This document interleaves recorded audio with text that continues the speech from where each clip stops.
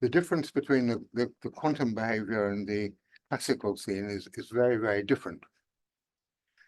And if you want to track down why this happens, it's absolutely to do with the concept of positive energy. So today's talk is about the positive energy condition. So let me just say the first obvious thing, what positive energy means in classical finite dimensional quantum mechanics. So let's go back to the sort of most basic elementary idea of quantum mechanics, where you have the Hilbert space rays of the states of a system.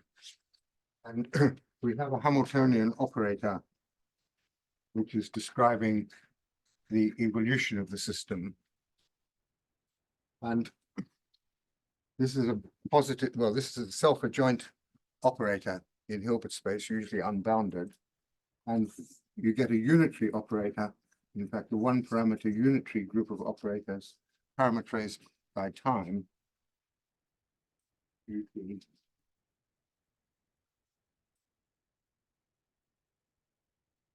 This is a one parameter unitary group.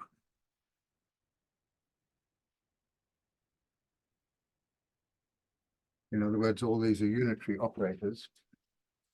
And this describes the time evolution of the system. And positive energy is just the condition that H, the self-adjoint operator, is a positive operator. In particular, it can be diagonalized according to the spectral theorem in Hilbert space. And if you look at the spectrum of this operator, it's contained in the positive real axis.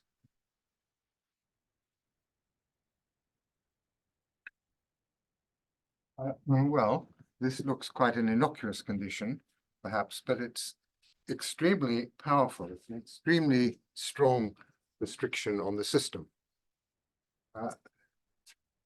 This was actually first pointed out by Fermi in the early 1930s, I think, that this essentially implies that nothing can ever happen for the first time. What that means in this picture is if you look, well, supposing you just take any function on the real time axis, and supposing you know that it's the boundary value of a bounded function in the upper half plane, that's a very, very strong constraint on the function. And it tells you that, for instance, if the function vanishes in any small interval, then it has to be zero everywhere. In other words, the future is completely determined by any small segment time. Now, I like to think that that's obviously a very implausible thing and very contrary to one's notion of physics. And for me, one can only believe it if one believes that the system one's studying is only some kind of approximation to reality.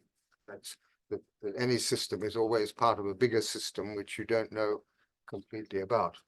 But anyway, why does that follow from this condition? Well, you see, if you look at this operator, if this is true, then the function t as an operator, a bounded operator in Hilbert space, this clearly is the boundary value. Well, it's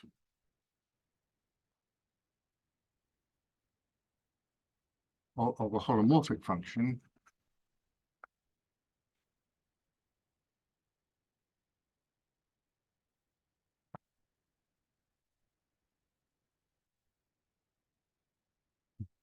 The imaginary part of t positive, because you see if the imaginary part of t is positive, this is minus a positive operator, so this is a contraction operator. So this is the boundary value of something which operates by contraction operators in the upper half plane. Well, so we wonder, that's true in finite dimensional quantum mechanics, and we want to find a way of formulating it for quantum field theory. How does that happen? Well, one way of thinking about it schematically, so to speak, is like this.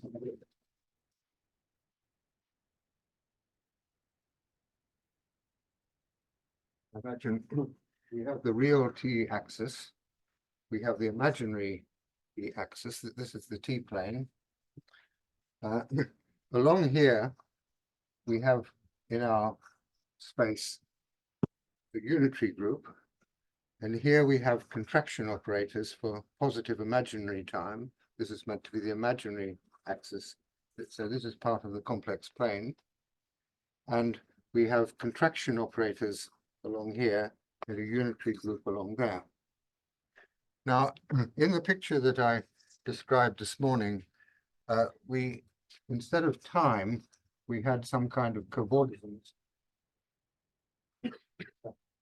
And I said, we have to decide what kind of manifolds we're going to put in there. Well,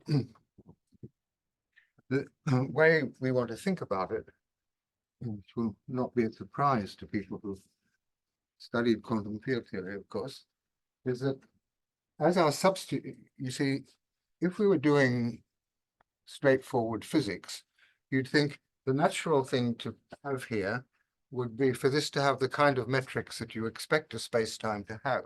In other words, to have a Lorentzian metric.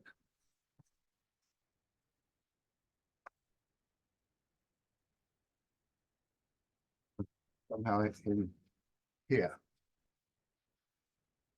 So let's imagine we have Lorentzian metrics strung out along here, which we would like to be represented, we think, by unitary operators on some Hilbert space. And we're going to put here Riemannian metrics.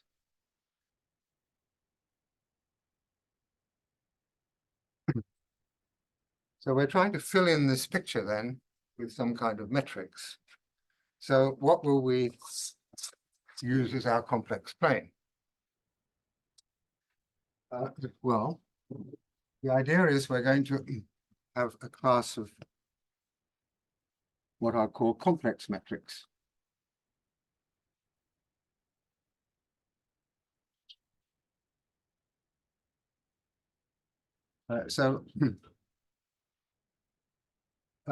We have some manifold M, just a smooth manifold. An ordinary metric, the Riemannian metric, is a positive definite inner product on each tangent space. And the Lorentzian one is one which, of course, has, when you diagonalize it, has one negative, but one direction in which the inner product is negative. Well, so it's quite natural to try, let's just call this space V. So that's isomorphic, the d-dimensional, that is d-dimensional vector space. This is a real d-dimensional vector space V. So a complex metric on it, we're going to define simply as a quadratic form.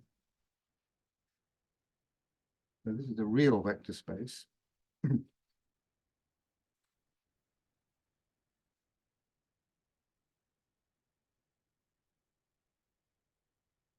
Now, you might think that you'd ask for something, if you want to interpolate between this kind of thing and, well, so what kind of metric is it right to put here? Well, that's what I'm going to tell you. This condition can be stated in various ways. And I think at this point, perhaps giving you the condition, I think I'll go back and tell you a little bit of history of it, because the condition was invented by Maxim Kontsevich in the first form I'm going to give it. And I was trying to invent it in a slightly different form, which wasn't altogether satisfactory. You can read the story of that in our joint account of the subject. Let me go back to how it first happened that I and Maxim Kontsevich started thinking about these metrics. Well, before I'd ever started in any sense working on quantum field theory, I had got interested in the representation theory of loop groups. And so you have some compactly grouped G, and you're interested in the maps of the circle into G. And smooth maps like that form a group by pointwise multiplication, which you call the loop group. And one's interested in the representation theory of this group. And one of the things you discover is that there are very different kinds of representations. And they correspond, well, in particular, there's a particular kind of representation called positive energy representations, or originally they were called lowest weight representations. They were first studied in terms of the Lie algebra of this group. And there was a very nice theory of them, which was analogous to the representation theory of finite dimensional Lie groups. Representations of other kinds, though they can easily be, you can easily think of examples, have no such simple specification. And well, one of the properties that the representations, the positive energy representations, one of the things that picks them out is that they are functorial with respect to this. You see, this has automorphisms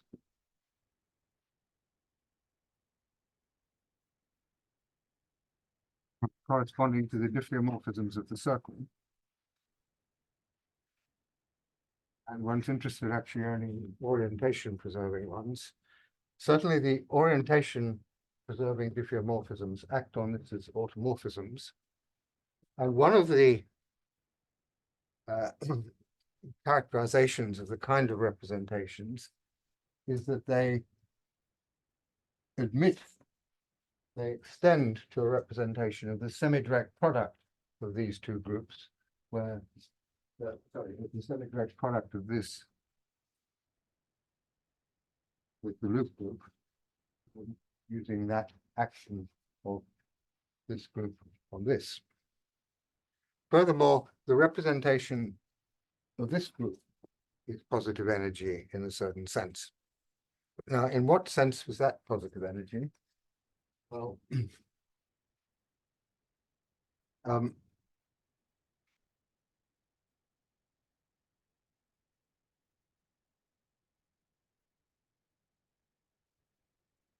well, the sense is that all of these positive energy representations act on a Hilbert space, unitary representations on a Hilbert space, and this is graded by an action of the circle.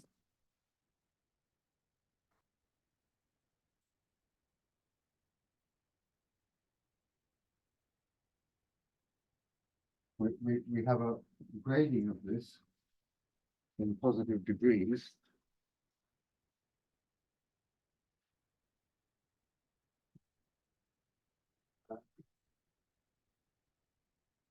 And the action of either of these groups is compatible with that grading in the sense that when you let the circle act inside here by the obvious embedding, or when you let it act as automorphisms of this group by rotating the loop, the action of the circle on these things is compatible with that grading. Well, so a lot was known about these things, these representations, and In fact, for example, in 1986, I published a book with Presby about representation theory. And we knew, by this time, people knew all kinds of things about the nature of these representations, character formulae, and range properties of the characters of the representations. And the characters of the representations were, well, I won't go into that now. They had all kinds of modularity properties with respect to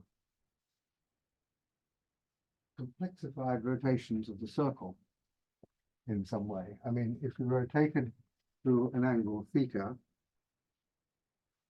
thereby getting an action on this space, or then that was mysteriously, so we rotate by an angle theta, then the action of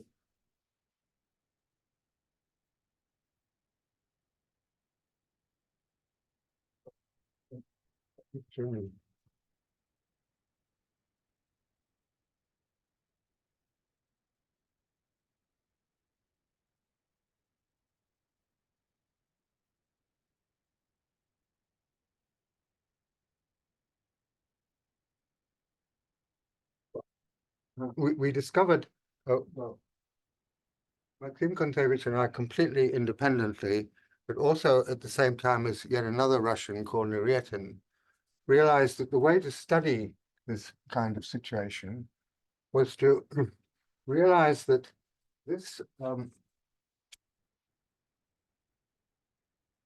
these action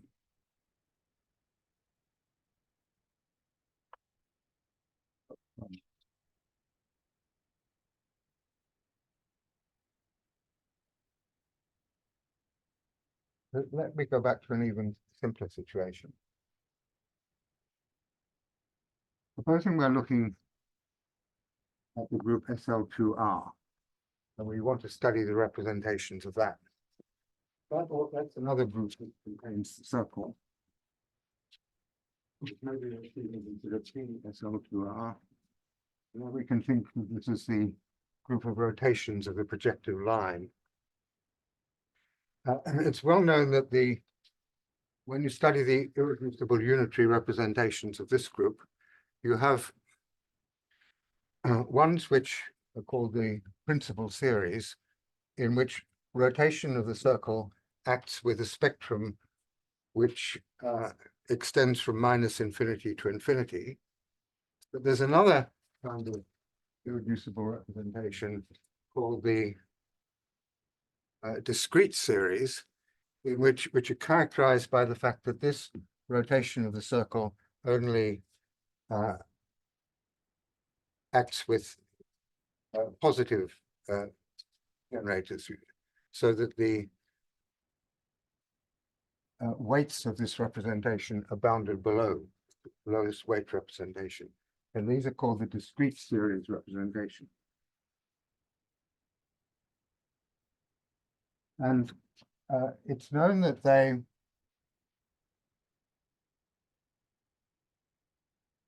it's obvious, in fact, that if you think of P as L, well, so these representations, discrete series representations, can all be realized if you think of the circle as bounding the unit disk in the complex plane. All of these representations can be realized as the action of, if you think of this group contained in PSL2C, they can all be realized as representations on boundary values. This acts on, think of this as the projective line. These can all be realized by things which act on the boundary values of functions, of holomorphic functions in the disk, which have some the form sort of phi of z tensor k, some holomorphic functions or densities defined on the disk. The action of this group on that gives you the complete series as you vary K. So that means that these things are automatically representations of a semigroup, which is contained, which I'll call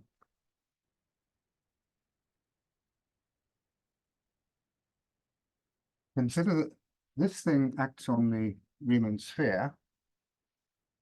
Think of this as the unit disk in the Riemann sphere. Let this thing be defined as the semigroup of Möbius transformations of the Riemann sphere, which take the unit disk and map it into a little piece of itself.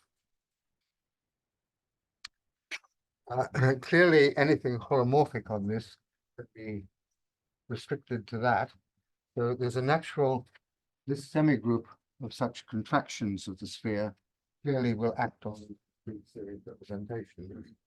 And that will clearly be a contraction operator, because when you restrict a holomorphic function to a little bit in the center, it obviously becomes smaller by the maximum modulus principle. Now, what Maxime and I and others noticed way back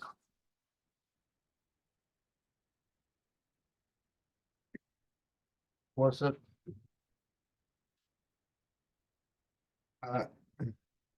this group diff S1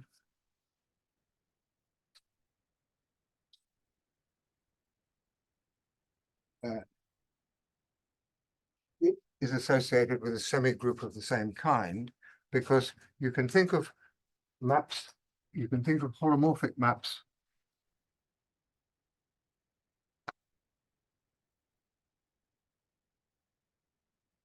such that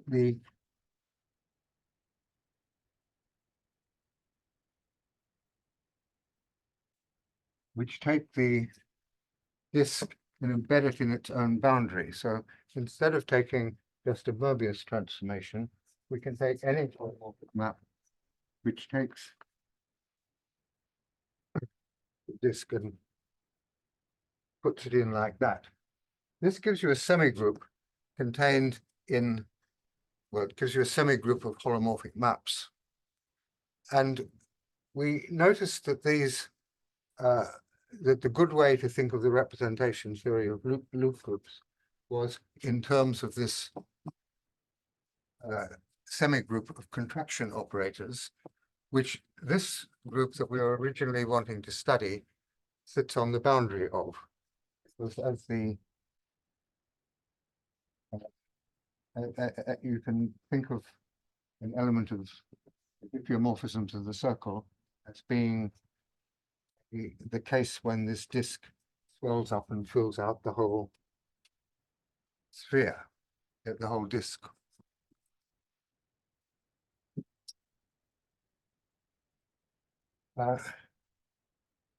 Well, this was the beginning of a story in which we realized that what we were studying was two-dimensional quantum field theory, because people who were already working on quantum field theory were already familiar with what they call Wick rotation, the fact that when you have a cobordism, when you have a surface on which you're studying a two-dimensional conformal field theory, you often want to study what happens when you give it a Riemannian structure, which you think of as somehow analytically extended from a Minkowskian structure on the whole space. So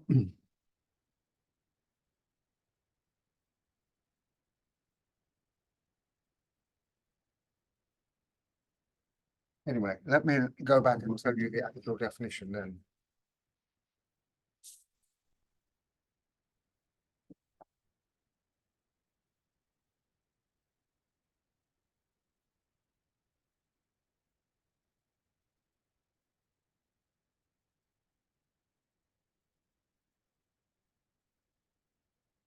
So we're interested in studying quadratic forms with complex values on a finite dimensional real vector space.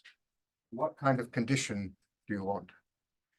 Well, one thing you might have thought, your first guess might have been, for instance, to study things in what's called the Segal upper half plane, ones where you allow this to be a complex matrix, but take, for example, the imaginary part of the matrix to be positive definite. Symmetric matrices with that property are called the Segal upper half plane.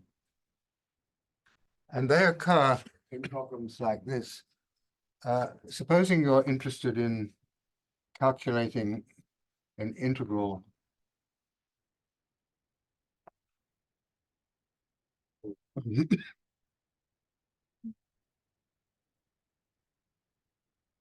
even let's even do it with, well,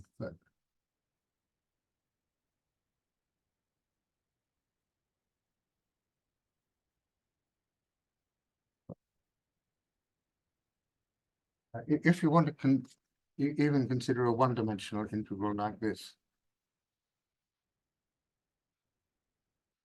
where that's a real number. If you want to calculate this integral, then the good way, it's not a Lebesgue integrable function, of course, because it always has modulus 1. But if you move A into the upper half plane, it becomes a Gaussian integral, which you can easily write down. But you can also do this with a matrix. And if you put a matrix with positive imaginary part, you get an easy Gaussian integral which exists and which you can write down easily. And you can then let the imaginary part tend to 0 and get a well-known formula for this integral, which involves precisely how many eigenvalues of this become on the real axis are positive and negative. It involves the signature of this operator.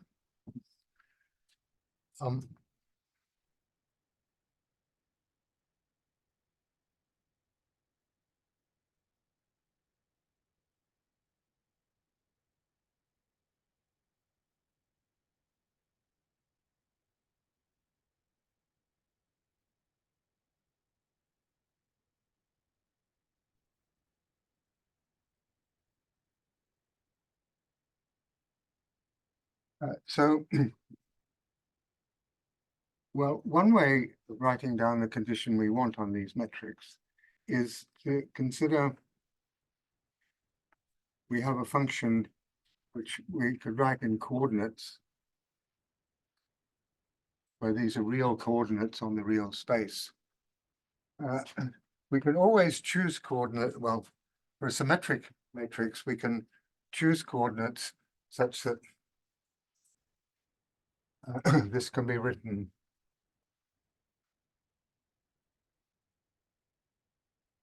where these are eigenvalues of the symmetric matrix.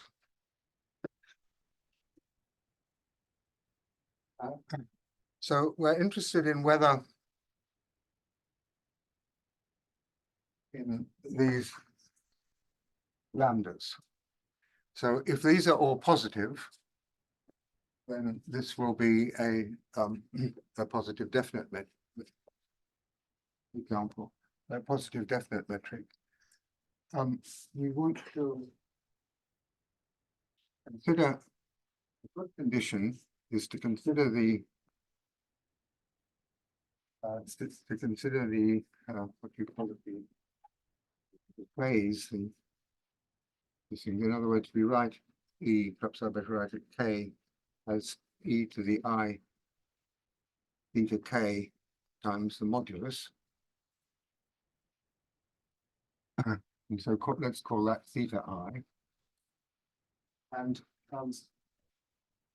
the condition that we want is that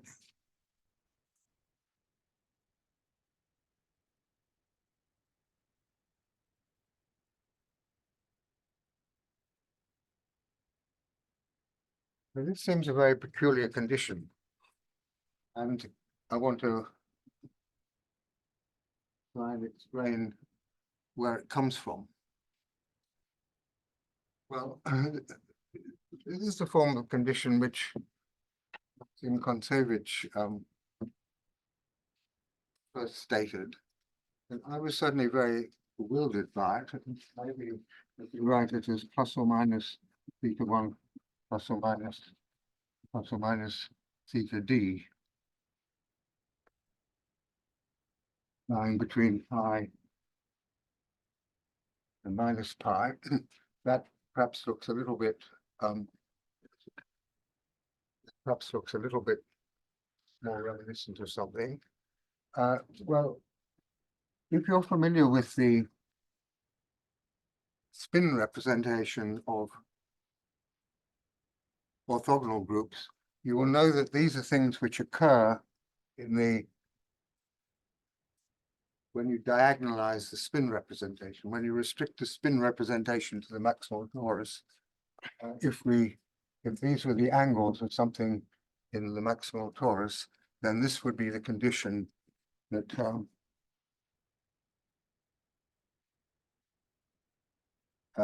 then these are the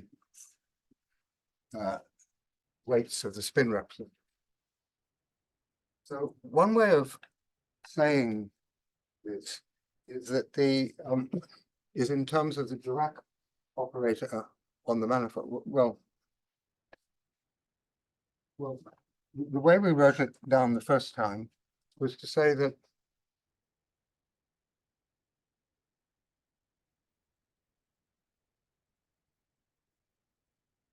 this condition, to our surprise, turned out to be the following, to amount to the following thing.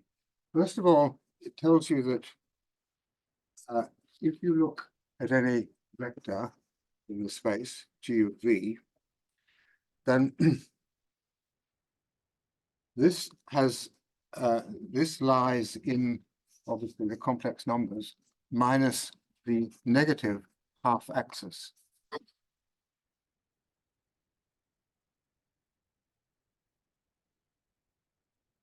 And accordingly, it has the canonical square root, which lies in the right-hand half plane, the positive half plane, the open positive half plane. So you can think of every vector as having a length which is a complex number which somehow points out like that. Another way of saying this is that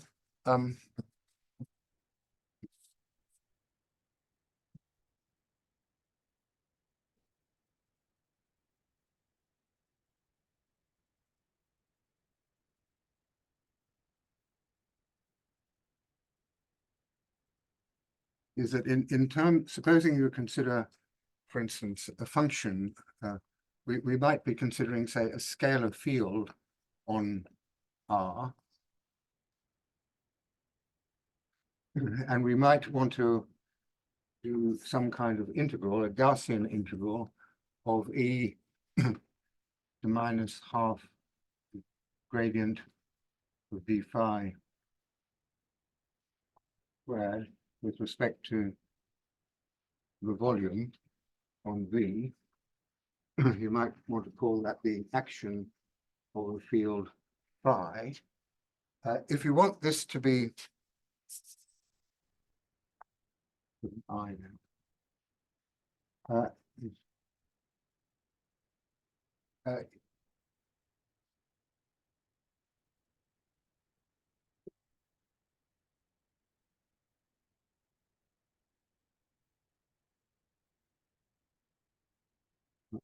Sorry, I won't say it like that.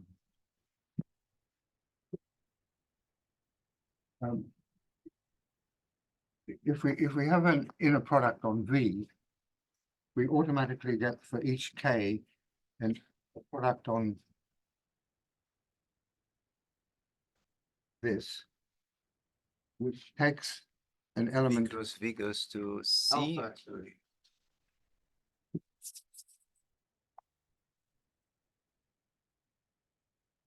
And there's a standard way of going from an inner product on V to an inner product on the case exterior power. And it takes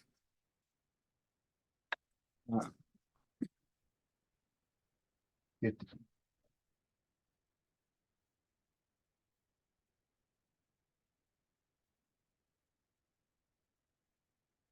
it's usually written alpha goes to alpha with star alpha, where this is a where star takes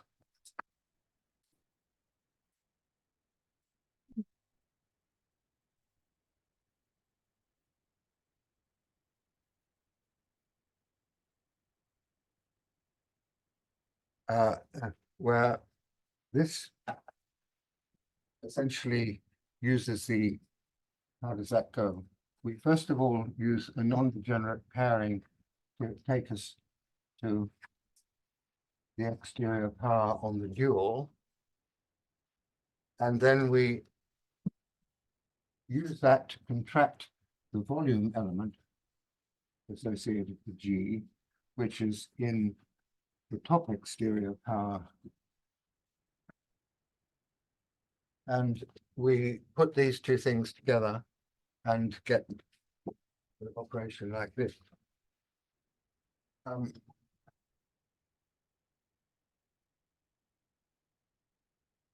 So The last map is really a square norm, right? Not the inner product.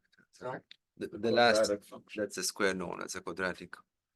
The last line on alpha, that's a square norm of alpha. Yes, this is in terms of the determinant of G, this is the square root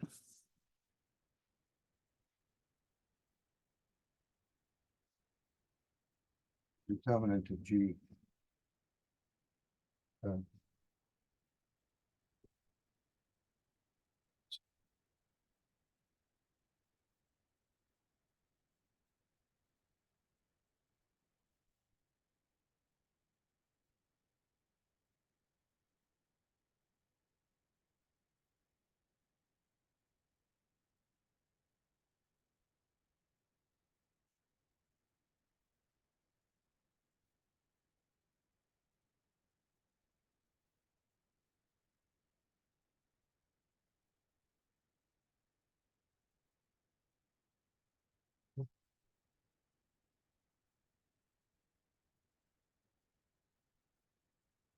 Well, so in our paper, we observed that the natural operation, this natural operation goes, is better thought of as going indeed into volumes, the top exterior power, because that's the thing one actually going to want to integrate over something.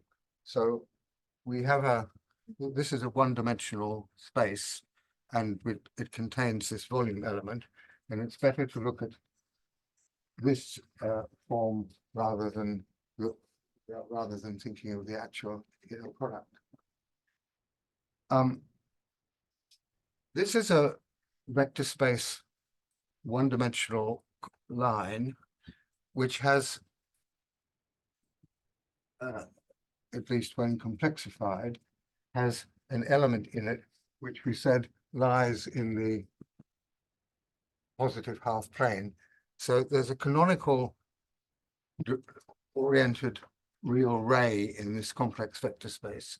So it makes sense in terms of that to speak of positive elements. And what we want is that for each K, the inner product goes into that positive line for each, sorry, that we want to say that for each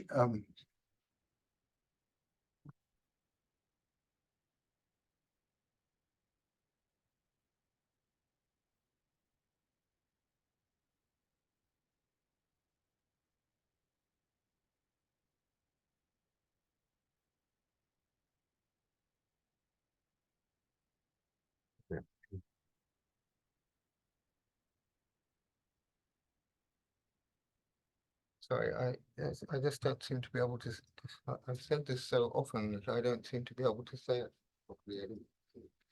Sorry. Let me, let me jump to a different part of the talk. I'm really sorry to somehow not to be able to say that properly.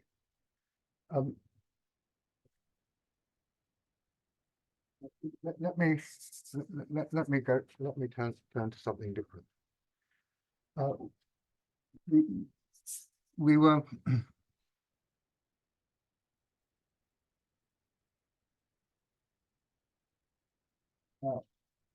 the conclusion we came to was that when trying to define a good notion of quantum field theory as a cobordism functor, one should consider cobordism classes of manifold of things equipped with complex metrics.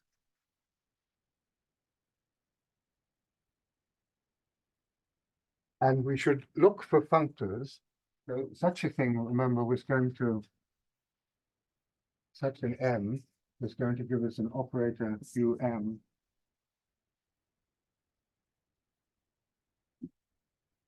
Which went from the space E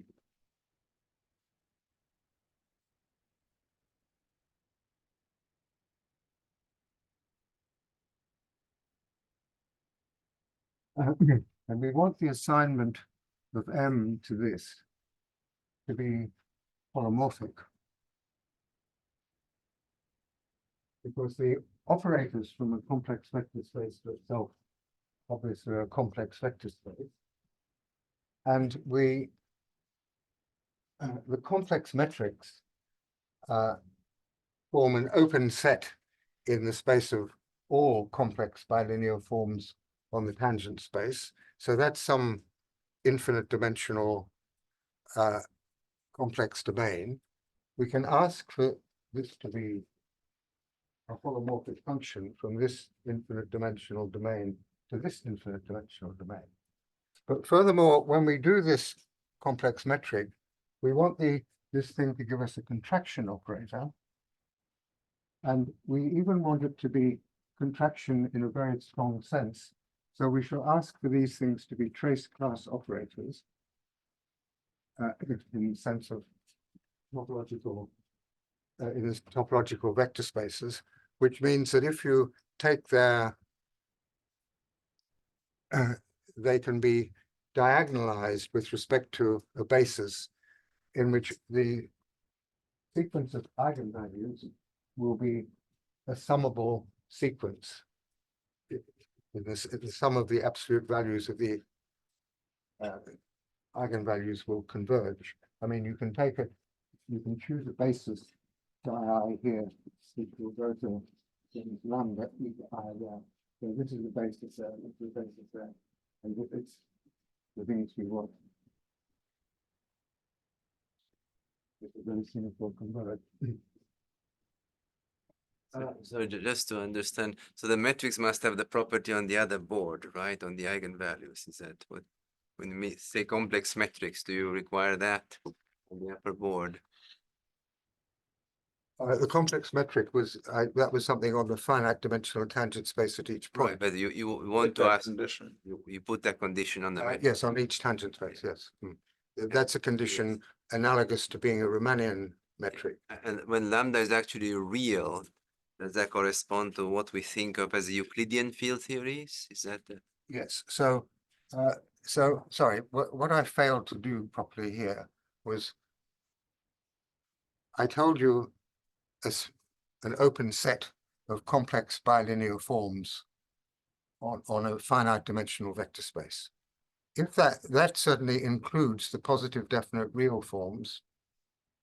So we're in, we have a domain which contains a real slice of Riemannian metrics. And on the boundary of this domain, which we had pointwise, lie the Lorentzian metrics, because a Lorentzian metric is where you have a negative lambda I, that will correspond to this number being pi. And if we have one of these numbers being pi, all the others will have to be 0. So this is a domain which contains the Lorentzian metrics on the boundary, but doesn't contain, for example, any metrics at all which have other signatures than the Lorentzian one. You can't have, say, two time-like directions. You can only have one time-like direction at each point. Well, these metrics have all kinds of nice properties, which we established. And we can, but on the boundary of the domain of them, we have the Lorentzian metrics.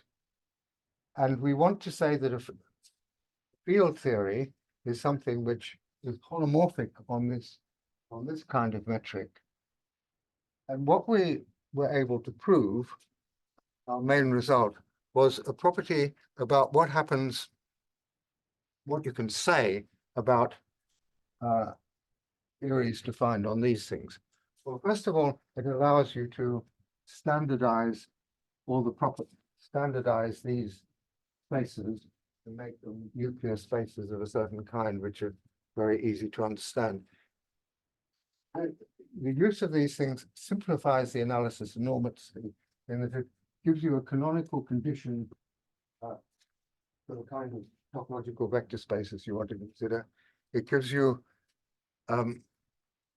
it means that you're only ever doing analysis with these trace class operators, which are extremely close. I mean, they're operators which can be very closely approximated by finite dimensional things. So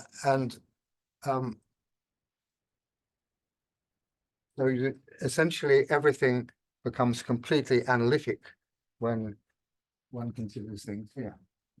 Now, the hard part of what we did, if there was something really hard, was trying to understand what happened when you get to the boundary. And that is a very interesting thing.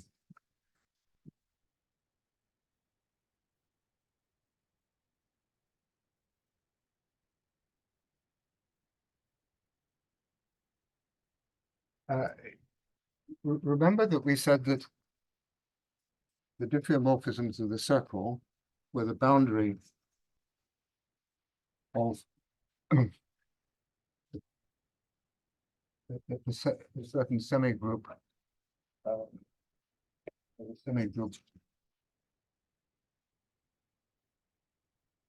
of contractions. This is, of course, a holomorphic semigroup because they were things. Now,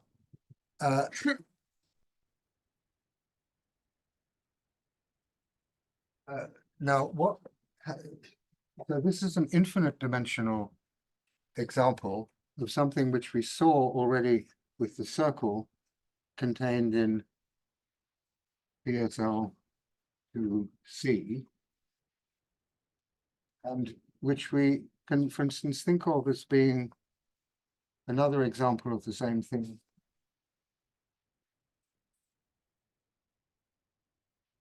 The unitary group contained in the general linear group, where the unitary group, which of course has real dimension n squared, this has real dimension 2n squared, so this has half the dimension of this. UN is the boundary of the contraction operators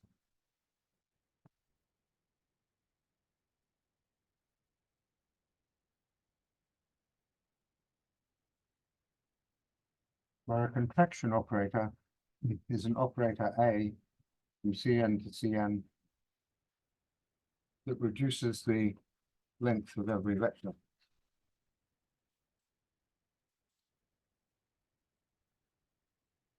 So they form a ball, really, in this space of complex dimension n squared.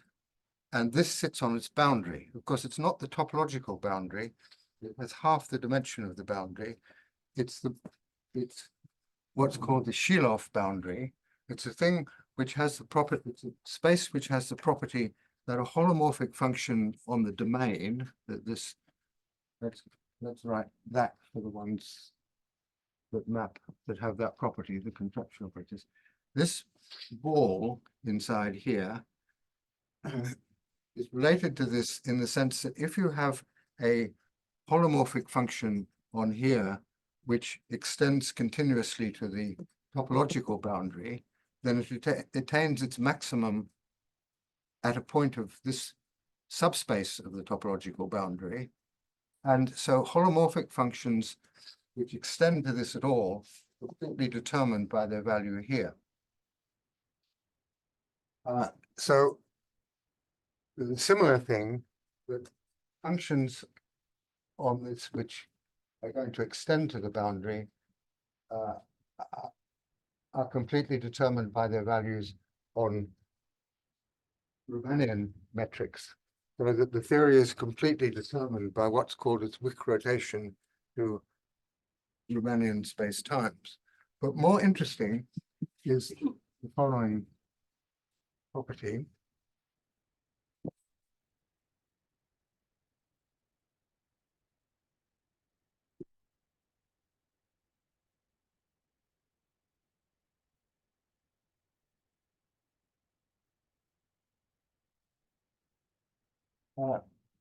What is the even for even for PSL2R, which we said was contained in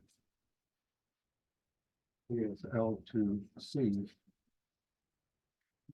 then the boundary in this sense is the PSL2R is like a torus topologically. It's three real dimensions.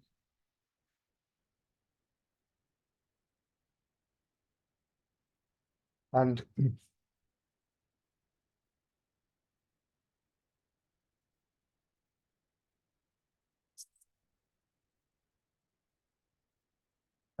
this is not a compact space, so it's not going to be the boundary of any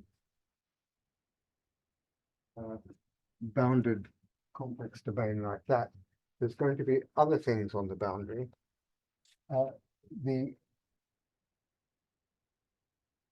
This thing is an open set of this torus,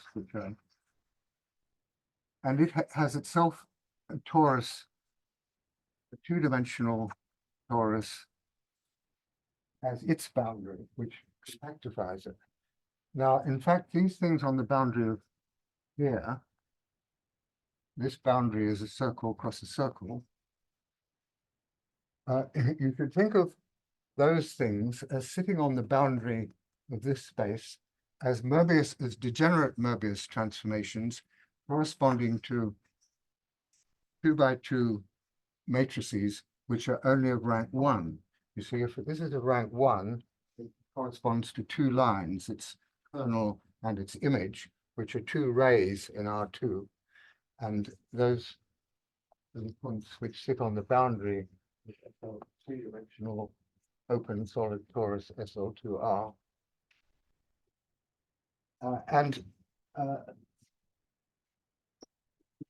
The same thing happens, and the statement is that the contraction representation of this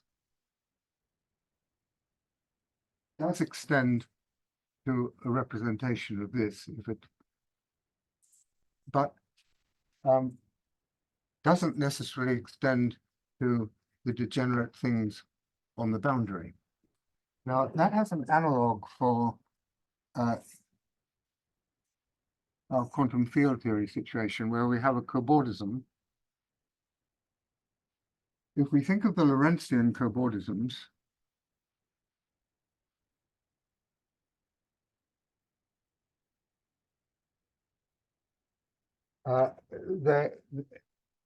we normally are interested in ones which go from a time-like slice, so something which is a Riemannian metric on this boundary and a Riemannian metric on this boundary, and time goes transverse to each boundary. But they fall, so these are space-times. They form, there's a subclass of space-times which consists of the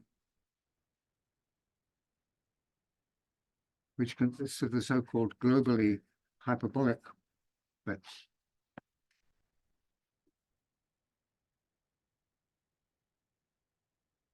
The globally hyperbolic metric is one such that if you set out on any time-like line from this boundary, you will eventually get to this boundary.